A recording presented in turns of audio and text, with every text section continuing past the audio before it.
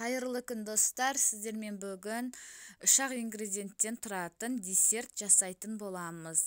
Менің каналыма тіркелмесеңіздер, тіркеліп, лайк басып, комментарий жазсаңыздар болады.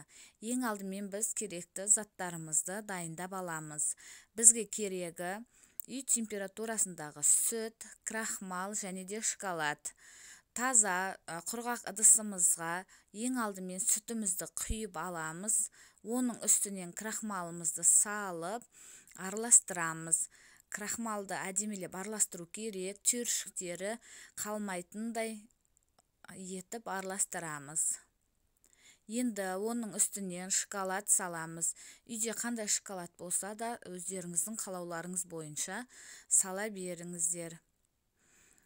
Енді сүтке барлығын салып болғаннан кейін газға қоямыз.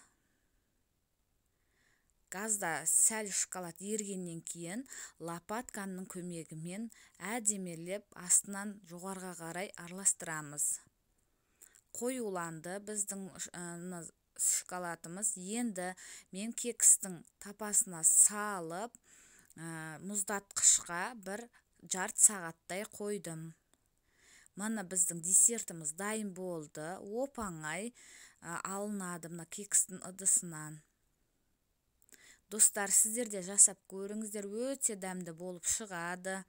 Сіздермен болған қаракөз міндетті түрде жасап көріңіздер. Астарыңыз дәмді болсын.